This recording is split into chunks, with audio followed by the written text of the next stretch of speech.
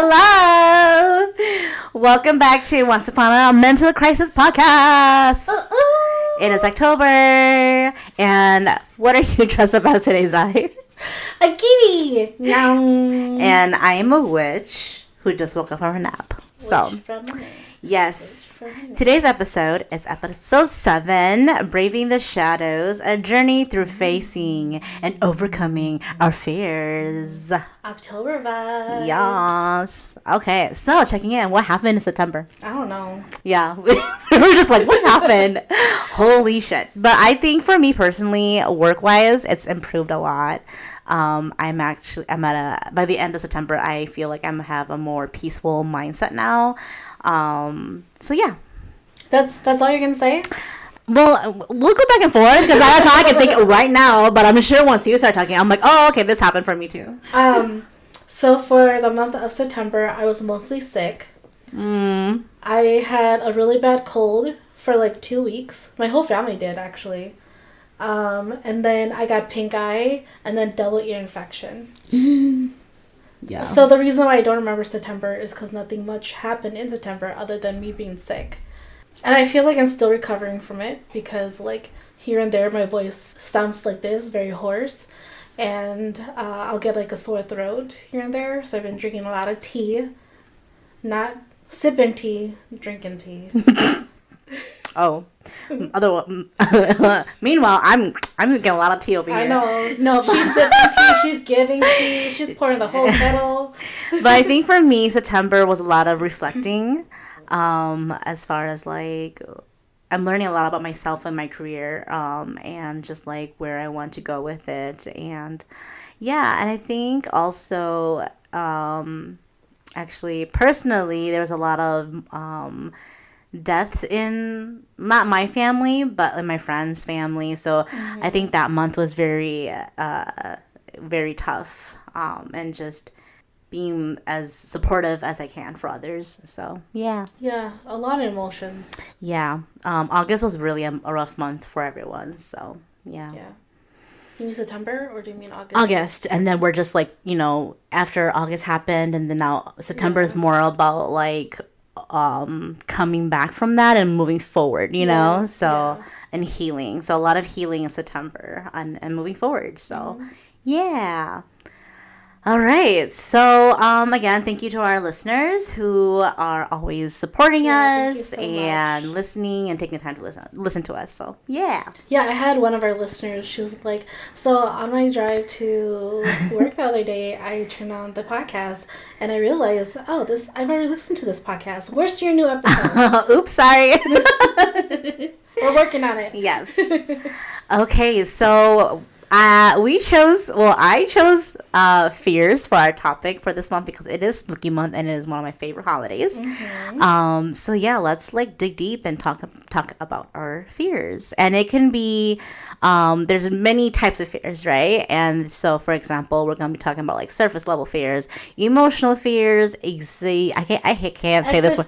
Existential fears, and subconscious and deep rooted fears as far as like spiritual soul level fears. So yeah. What is fear and why does it exist, do you think?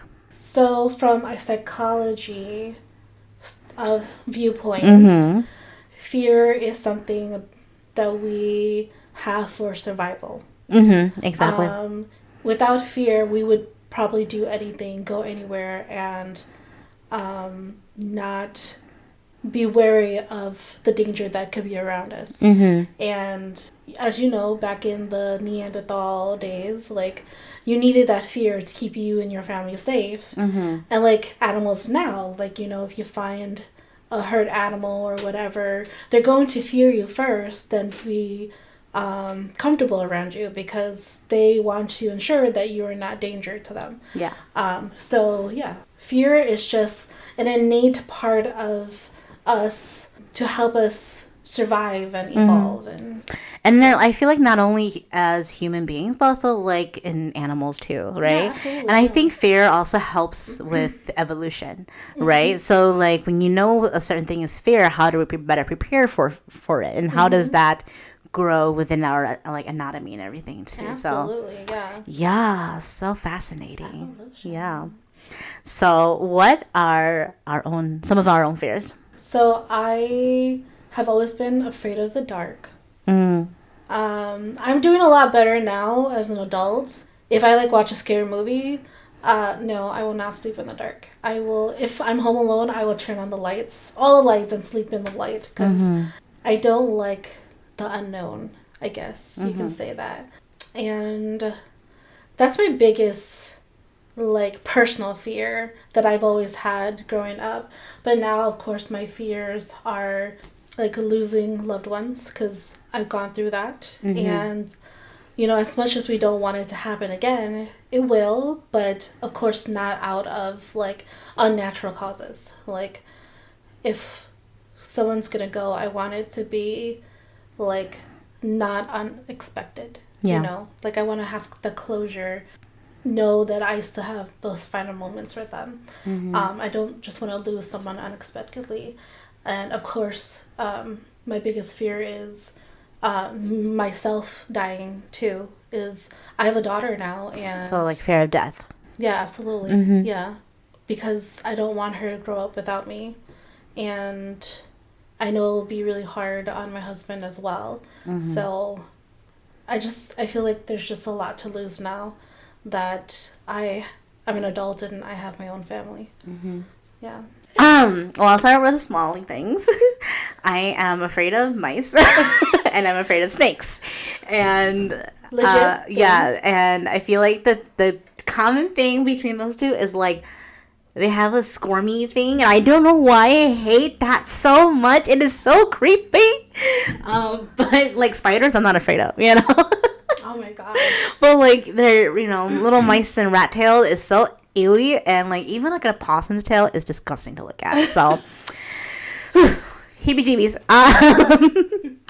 Other than that, I'm trying to think about currently what I'm afraid of, and I think I have a fear of poverty. Like, Girl, I think we all are. right? Like, I don't, like, I'm not sure if it's a legit, fear, but I am so afraid of, like, not knowing if I can make ends meet the next day or pay my freaking bills, right?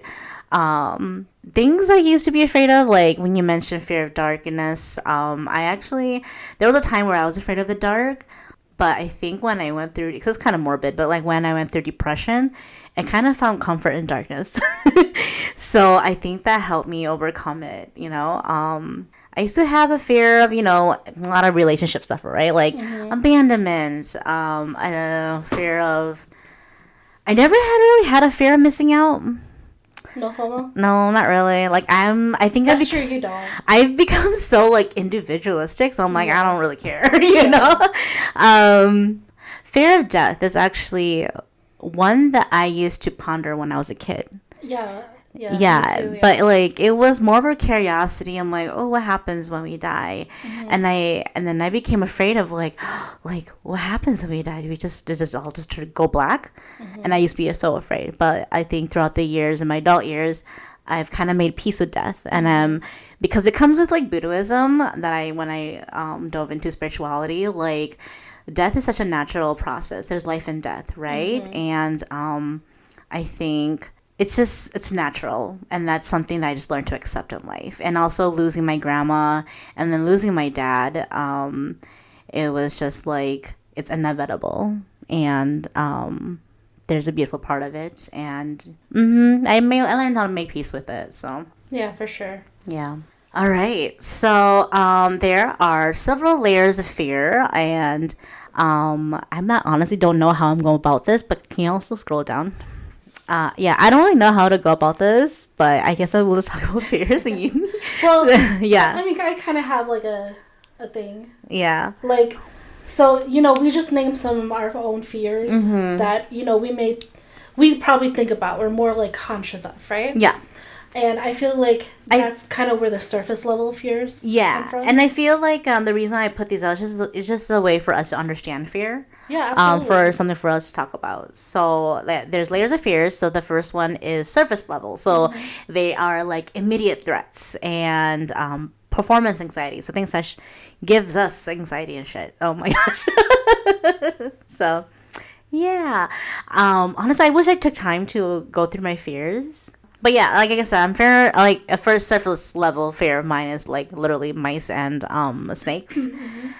And I think also as a woman, when Oh yeah. when we think about our safety, Mm-hmm. we definitely have to think about those kind of fears, and learn how to like look out for ourselves. Mm-hmm. Like, I know she's always my safety person I go to. Um, Yeah. oh, another one of mine Mm-hmm. that kind of recently just happened is my car not working functionally. Yeah, Like yeah. I that has because like my it was in 2021 I think Mm-hmm. my no 2020 my car broke down on the highway, and that has since given me a little bit like traumatic, like I get so anxious whenever something like pops up on my Oh yeah, car, yeah, yeah. and I'm just like, oh my god, I hate car maintenance so much. Like it drives me insane. So that's definitely a fear of mine. Like just like hoping that one day my car doesn't have any more issues. Right. So I feel like I don't have as many surface level fears as I used to, especially anxiety because of course I'm on depressants. So like I feel like chemicals are pretty balanced where I can try to think rationally about things. You know, the fear of poverty is a real thing, and that's I feel like that's definitely like a surface level because that's like a survival kind of fear, you Right. know? Yeah. As for immediate threats, like like you said, like being a woman and being out in public in unknown places, this might be existential fear. But I am also afraid of deep water. No, that's surface level. Yeah, you think so? Yeah. Okay. Yeah, because immediate That's still a threats, right? material thing, you Yeah. know? Okay. Yeah. Yeah. Like the deep dark ocean. Oh my god, that terrifies me. Not me. I want to get my scuba diving license so bad. Well, like I literally have nightmares about going to like this huge aquarium and like these giant fish are around me. Yeah. Or like I'm in this big body of water or river and there's just like a huge catfish next to me, and that's scary to me. But you know how to swim now, right?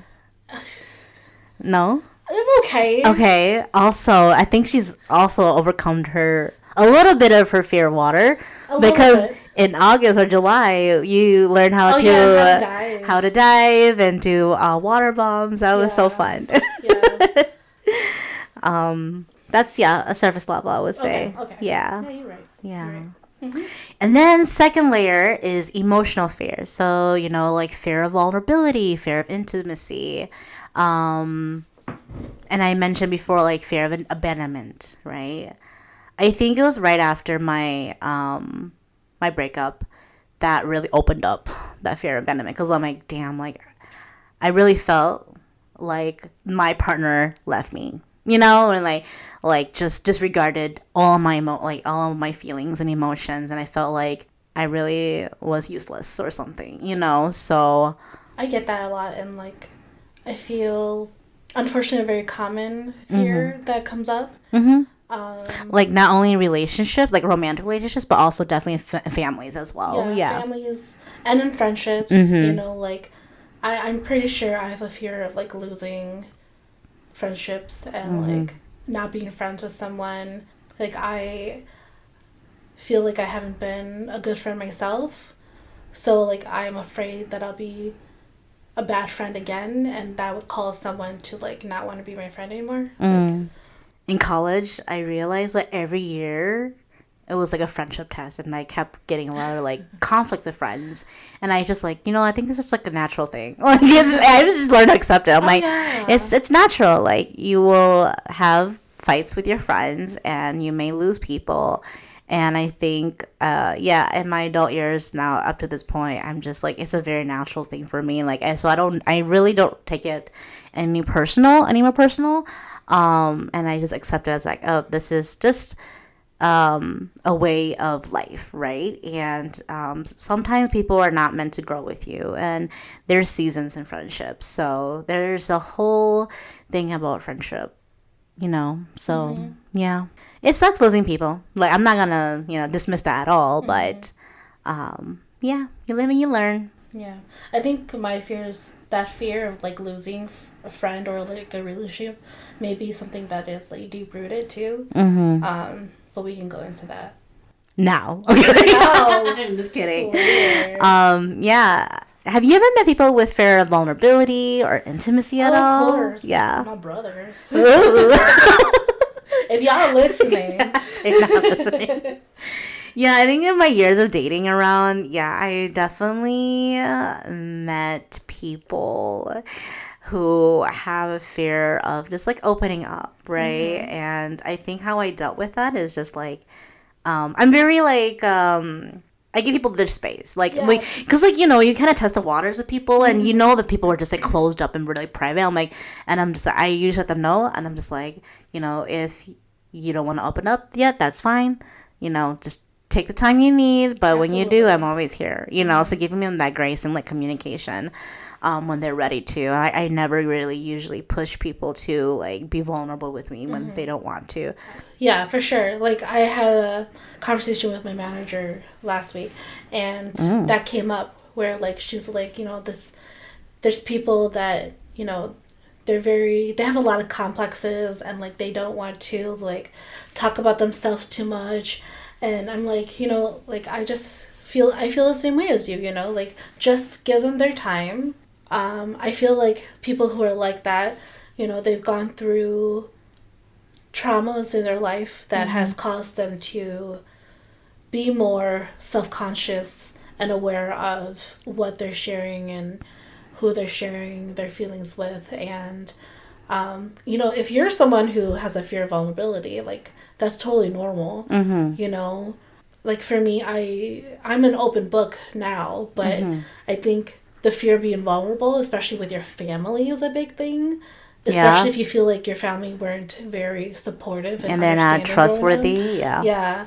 Once I had gone through therapy and like started working on being more vulnerable, like I'll tell you anything about me now. Like no filter, really. Yep, I talk to strangers. I opened up so much about myself. No, I'm just kidding. No, there's something called having boundaries and also like not oversharing. So, I actually Googled some more emotional fears, and I remember what I have. Oh, okay. Fear of rejection. Oh yeah, no. I have a huge fear of rejection, and I think it really came about in like my later adult years after the breakup, because knowing like I've been scarred, right? Like so it's like thinking about like even asking for something that I want, it was so hard. And even she can tell to this day that there are moments where I am really afraid of asking for the things I want, so I think today is not as much, but definitely during my early years of dating around, like I was so afraid to even like confess to my crush or something, like things that should be easy peasy, but no, they're not easy at all. So yeah, fear rejection is something was pretty prevalent in my life. Yeah. I have two contradicting fears. Okay. So I have the fear of failure. Right? Yes. Because you want to be successful. You don't want to feel like you wait, what? failed at something. So you mean you're afraid of failing? Yeah, I'm afraid of failing. Yeah, you said succeeding. Like I want to succeed. Oh, you want to succeed. Okay. Yeah. So like because I want to succeed, I don't want to like fail at something that I want to succeed in. Basically. Right. Yeah.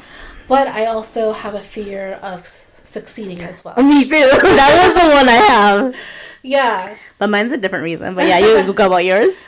So I've been thinking about it for like a really long time, because I knew that I always had this fear of success and being successful, and I'm like, I don't know why, like I really want this, but why am I afraid of it? And I kind of came to realization that this is also a deep-rooted fear, I guess. Or maybe it's just like an emotional fear, I don't know. But like growing up, especially my dad made me feel like I wasn't responsible enough. So yeah, like I feel like the fear of being successful came from mostly my dad making me feel like I wasn't responsible enough to have control of things.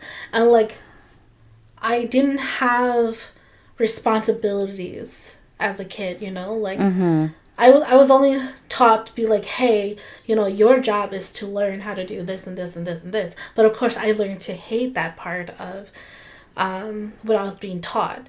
But then outside of that, I was never like congratulated on being smart or succeeding in anything. So I never had gotten any acknowledge or support for my intelligence.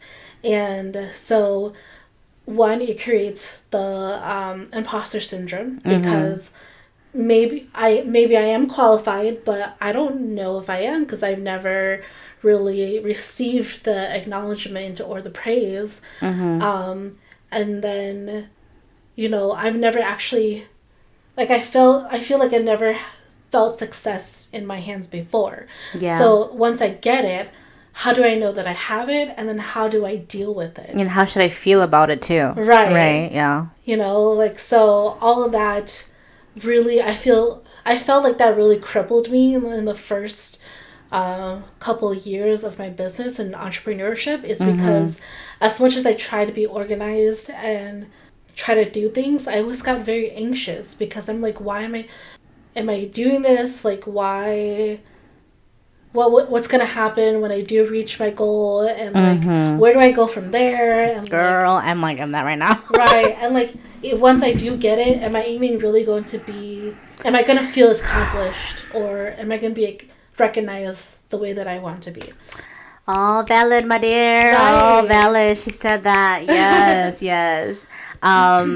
Definitely relate to a lot of things you said. Like and the word that kept popping up was like worthiness. Am I worthy of the success? Right. Yeah. But but for other things, when it comes to fear of success, is like, I'm kind of lazy. I'm just like, because like then you get more responsibilities and like and this for me personally, you love spotlight. I don't really like spotlight, so like, oh damn, like if I succeed, more spotlight on me, which means more responsibility, and I'm just like so. I'm like, oh my god, so much responsibility. I don't want to do it. I don't want to do it. So, but yeah, definitely relate with you. Because I'm in a place where I'm like, okay, I got the job that I want, like the dream job that I want, and I'm happy here. Now what? Like, no one teaches you like what happens after you get your happy job, right? So it's just like, okay, because then I feel as if like we're always on. I mean, personally for me, we're on this trajectory of growth. And I'm like, so when you reach a place where you already achieved what you wanted, I'm like, how much more do I want to grow from here too? Because like, I think this is maybe like, I don't want to be stagnant. I want to keep growing, right? So how can I keep growing? But also I have to remind myself that I can take this moment to just be proud of myself, right? Just like, remember, this is the present. This is like, you're happy, you're fine, like just keep doing what you're doing, and eventually growth is there. Like it doesn't feel like it, but you are growing either way, right? But yeah, just take the moment to appreciate yourself. So exactly. And like, this is when you learn to like be grateful for everything you did to get to this point. You know, that's often forgotten. It's like, okay, well, especially if you're in a hard part of your life too.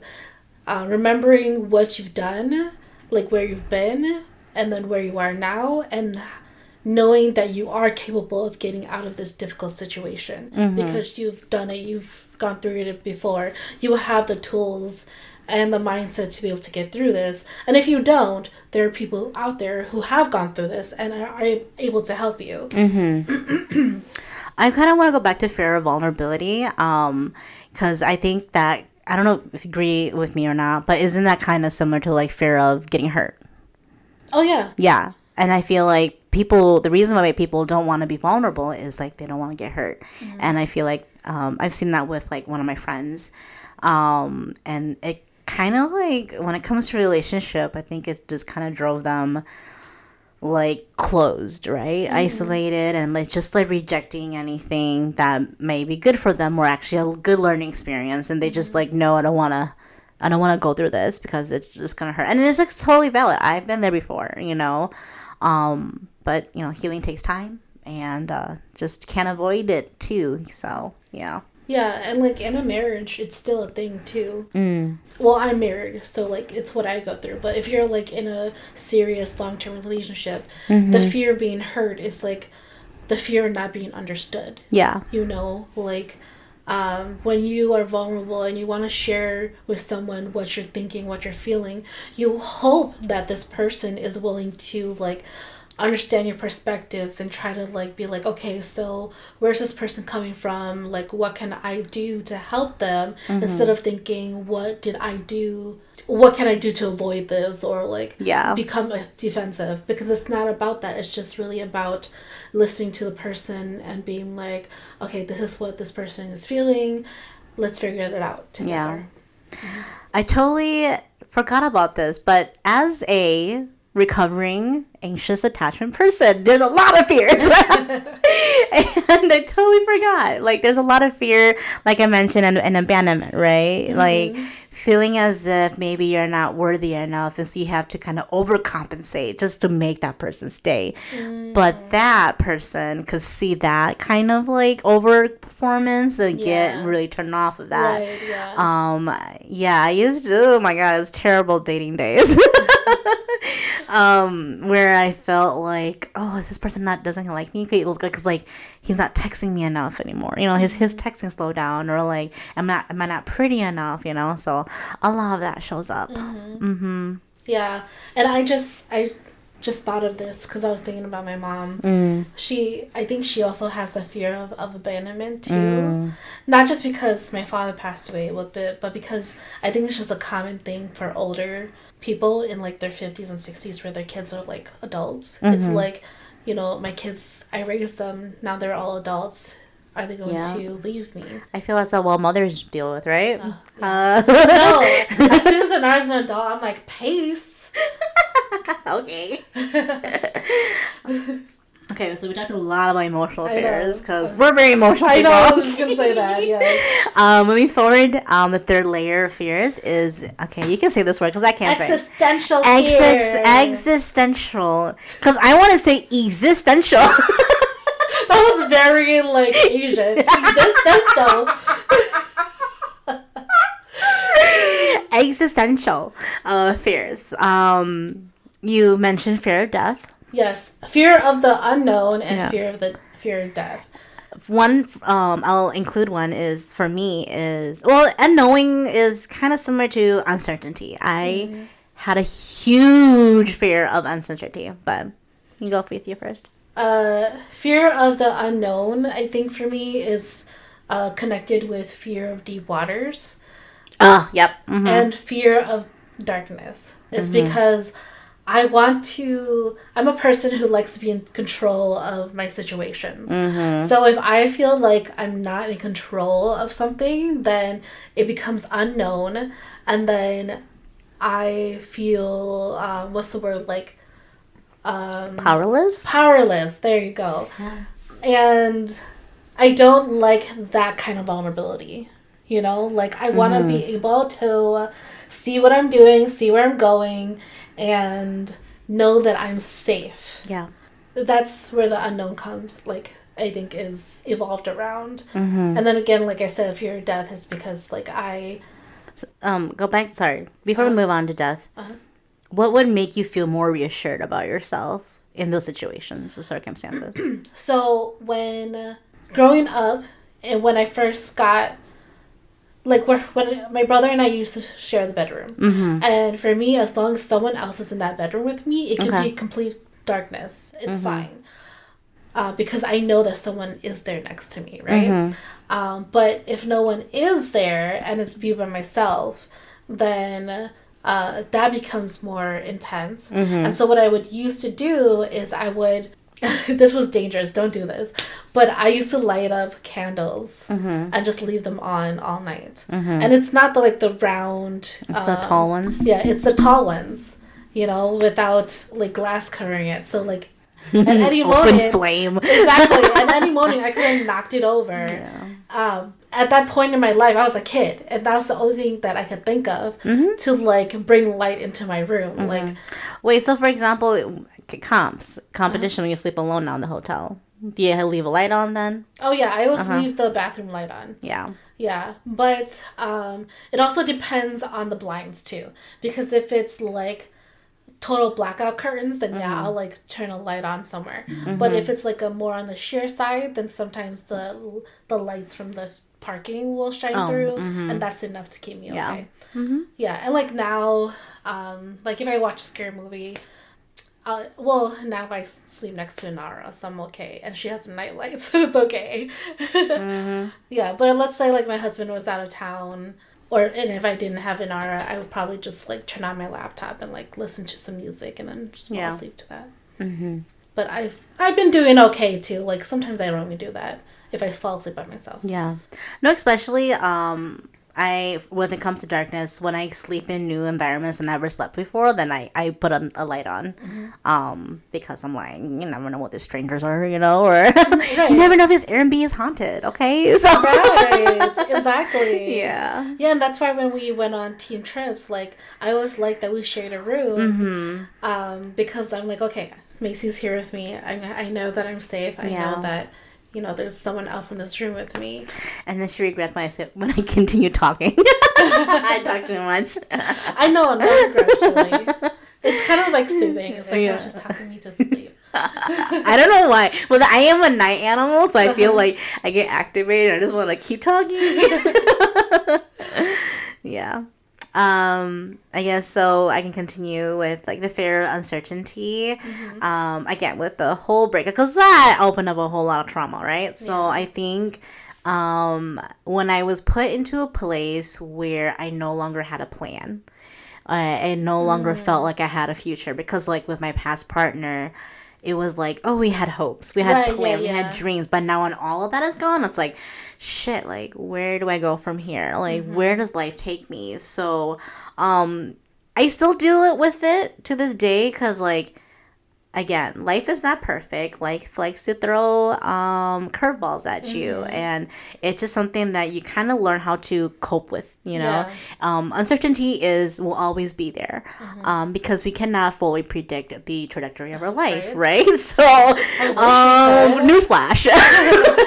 So it's something I had to make peace with. I had to learn how to cope, and a way to cope with that is just like learning to trust.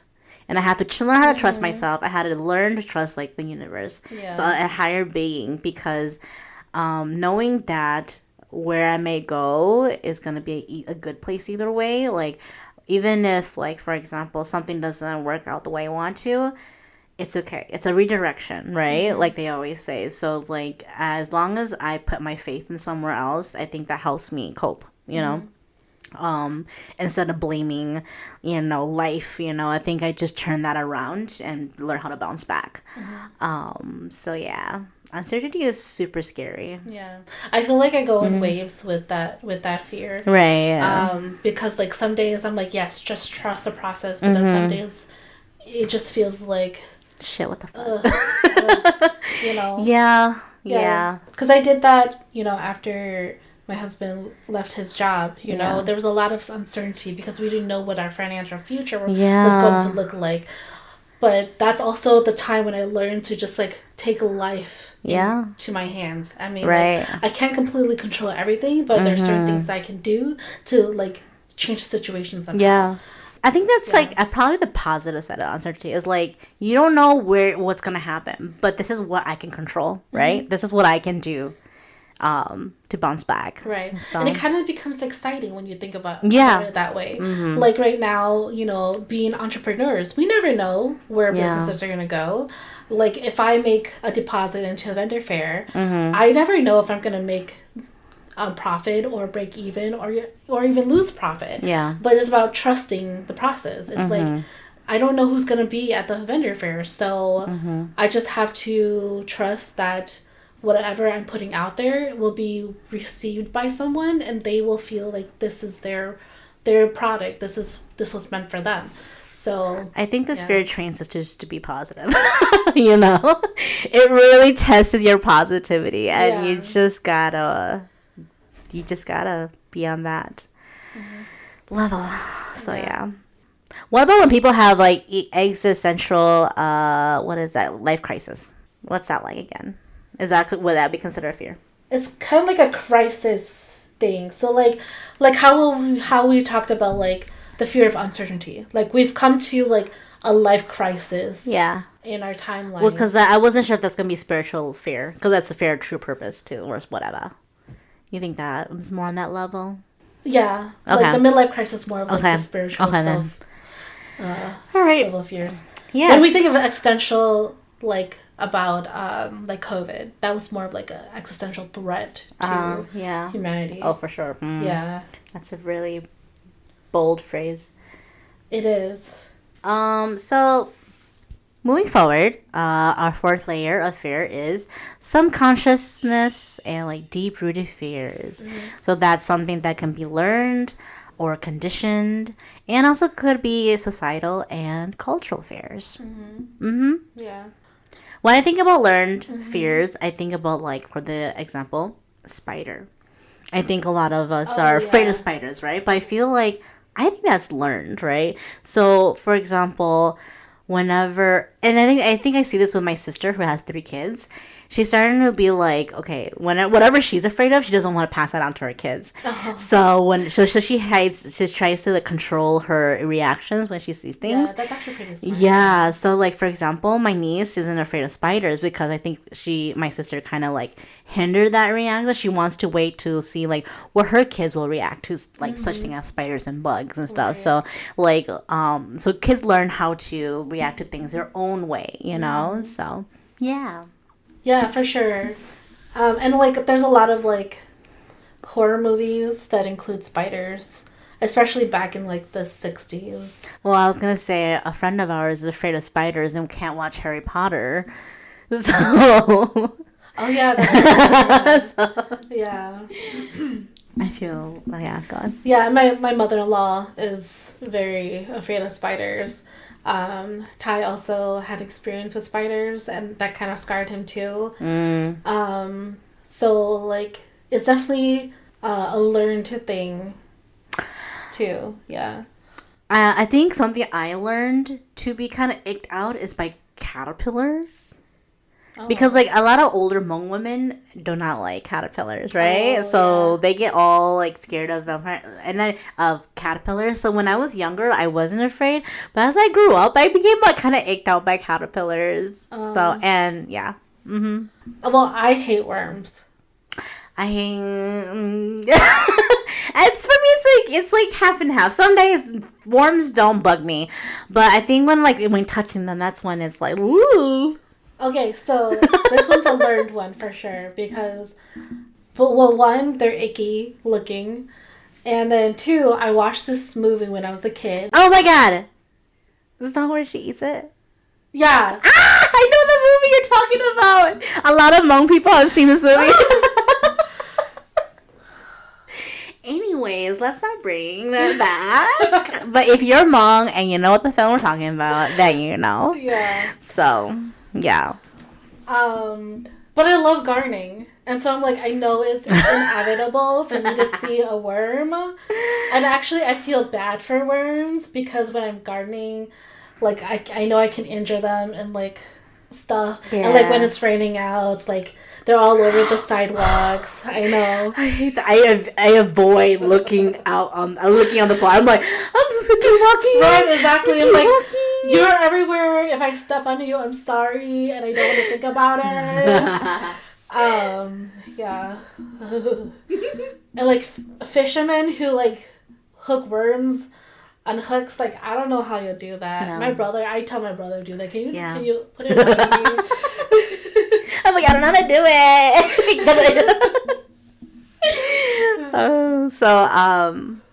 Yeah. Let's move next to societal and cultural fears. Well, the fear of men. Okay. Like right now, or something that's personal to you? Collective fear.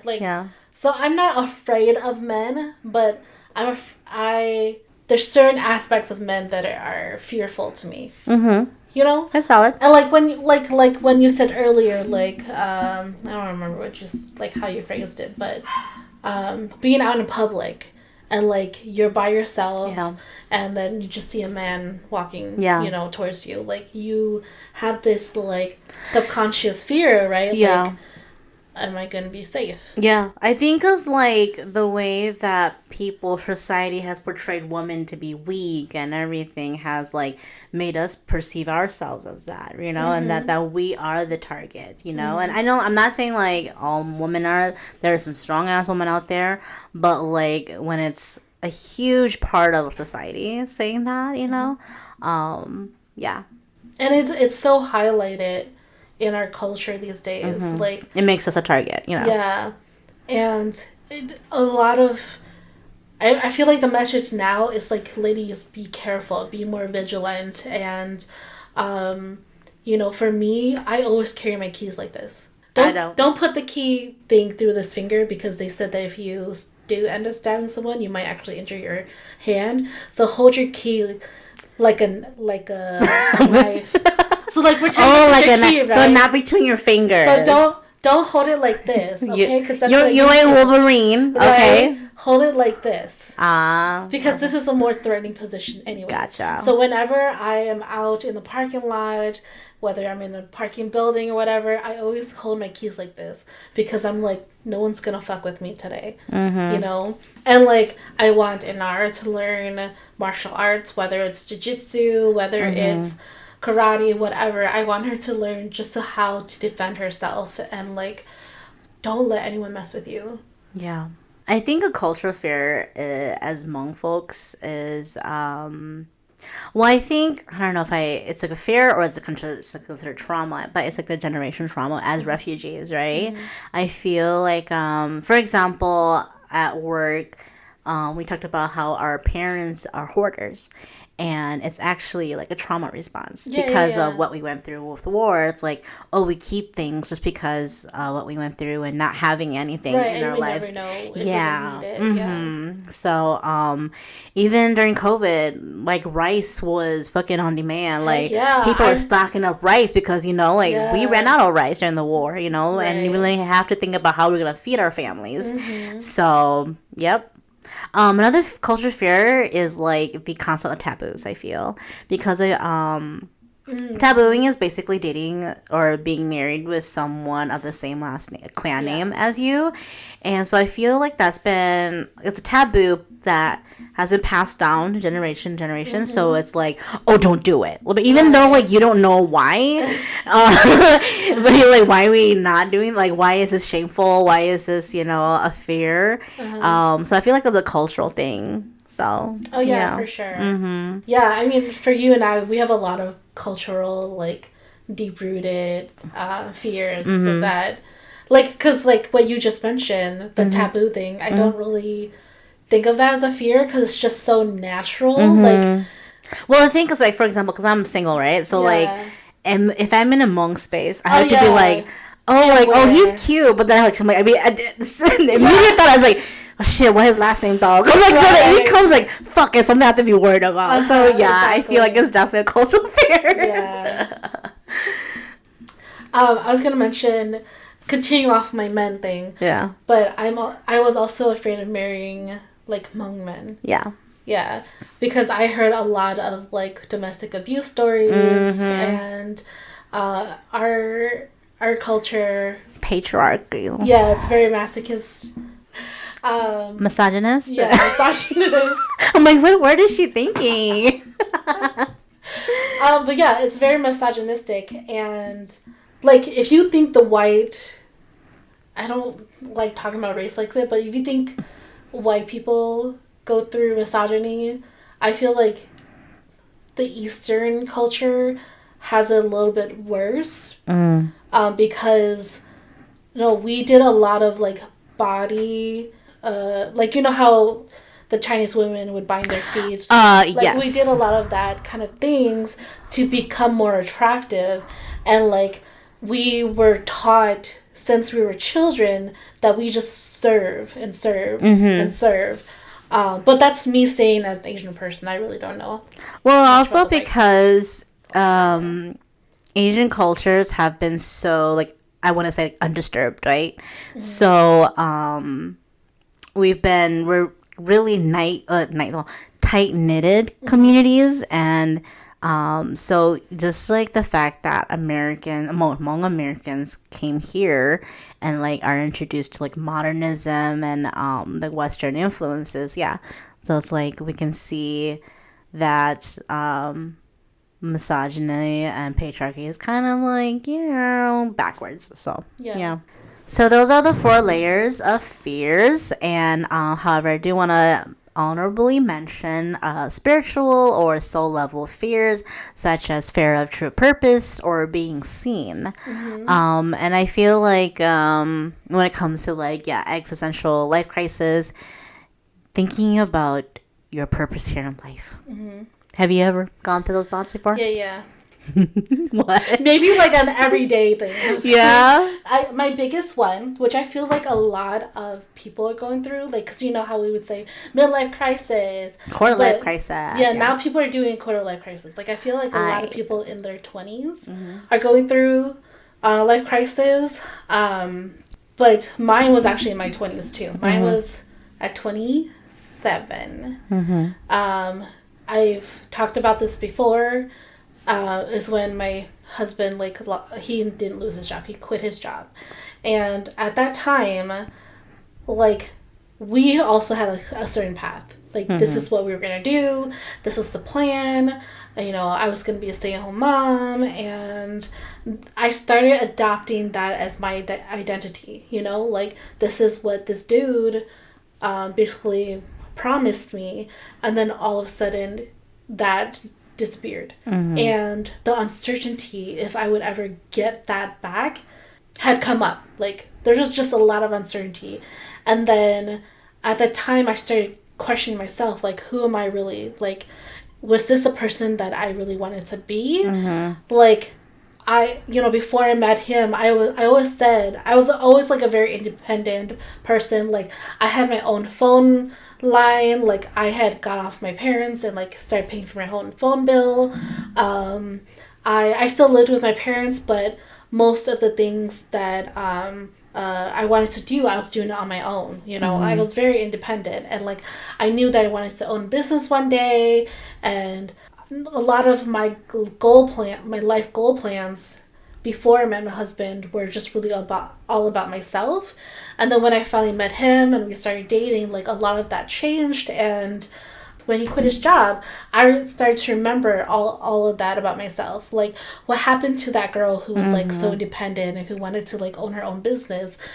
And that at that moment I was like, who am I really? Like, who do I want to be? Like, is there even a possible way to like combine both of those? And like, I also was 3 hours away from my family and my friends, so like I was totally out of my zone. Everything was unknown to me at that point in my life, and that's why I got so depressed. And eventually I developed suicidal ideation because I was like, I don't know what to do, and the only thing that I can think of is this.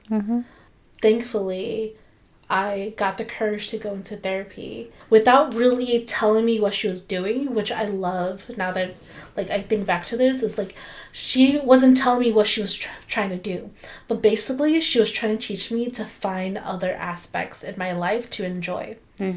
Like, even if at that moment my financial security or stability was not there, I still had other options to keep myself happy. Like, I wanted a dog at that time, and that was what was keeping me mostly upset. And she was like, basically saying it's not really about the dog, it's about you having control over yourself and your life. Yeah, so I've done a lot of reflecting and growing from that sense. And yeah, I still get those moments because, like you said before, life throws curveballs at you.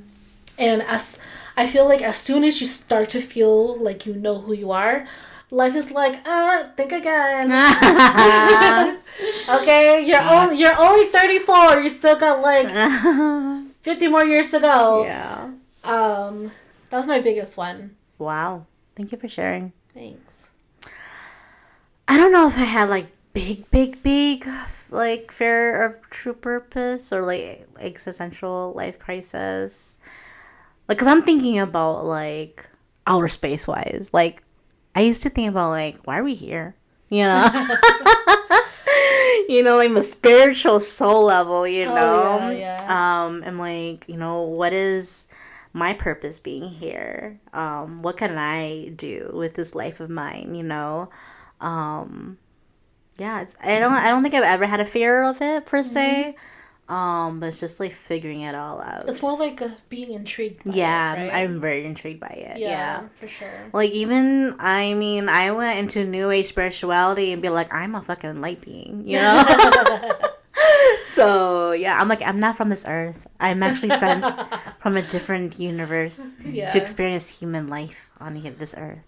But that, I don't know. Like, I think that just led me to be more appreciative of my lifetime here, and just like, I'm here just to learn about love, learn about like self love and stuff. So yeah.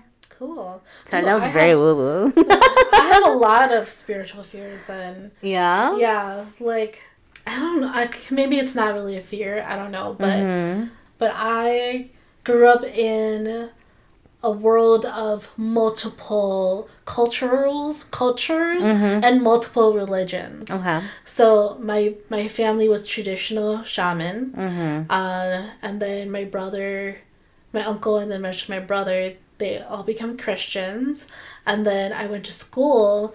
I went to a Catholic school. Oh, yeah. Oh, I should mention that my brother and my uncle are Baptist, so they're not Catholic.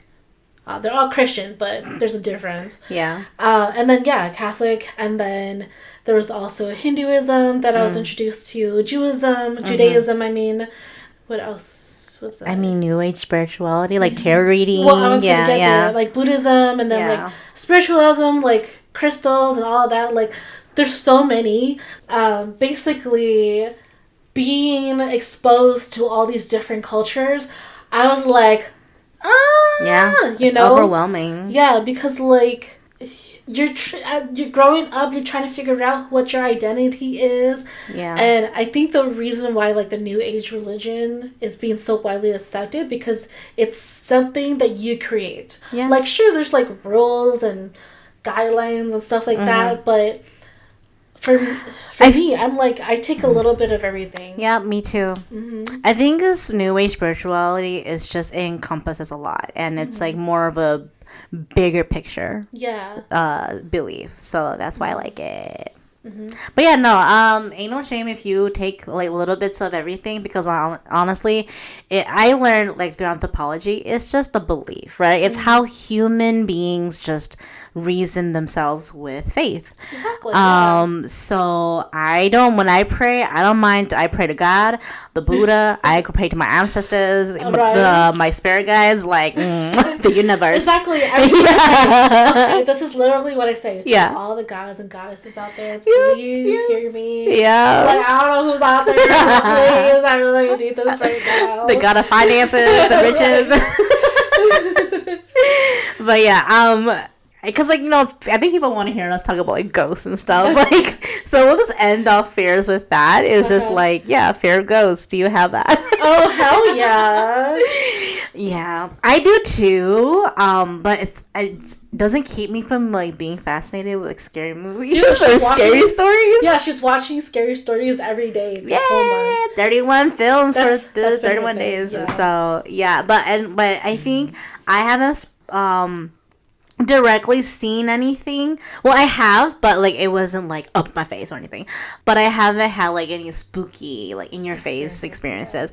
However, I feel like I'm just really spiritually protected and everything, so I'm really grateful for that. So yeah, and I also don't have the high like sensitivity, the hypersensitivity to ghosts and stuff. So we're just gonna cap out, because I know that we talked a lot about fears.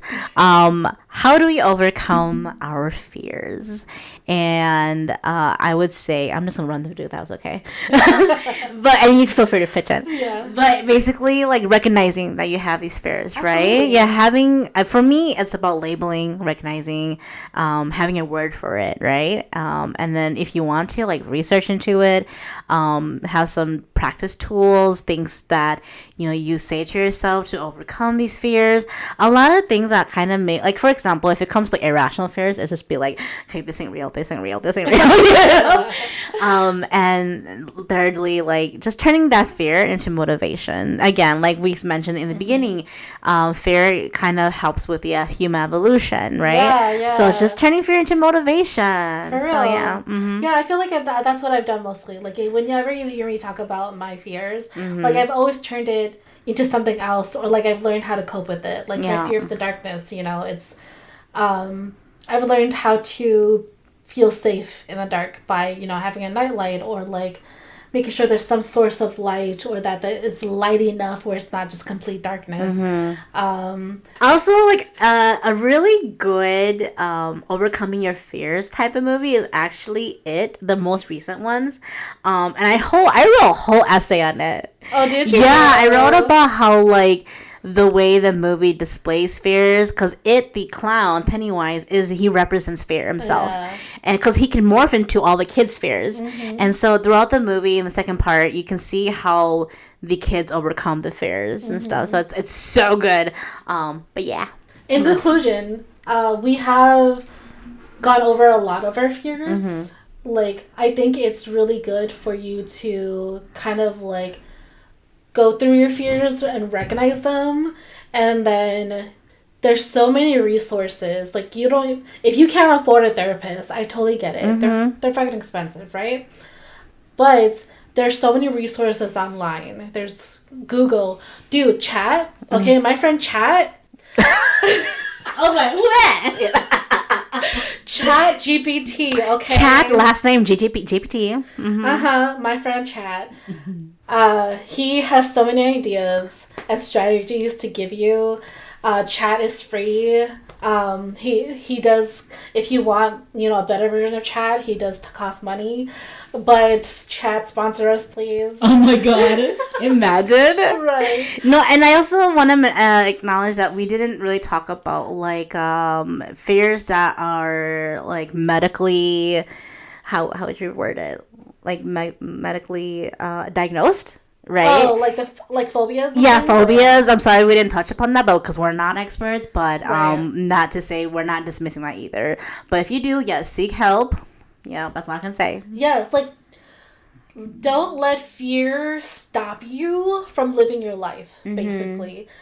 When we say turn fear into motivation, use fear as a fuel for you to live your life. Yeah. Like, I'm so fearful of poverty that, I'm going to do this and this and this. I'm going to work 2 jobs. I'm going to do this and this and this and save money so that I don't have that fear anymore. Yeah. So thank you guys so much for listening to our episode full of fears. It was really fun, actually. Yeah, it was a lot of fun. So, let us know what your fears are, how you overcome them.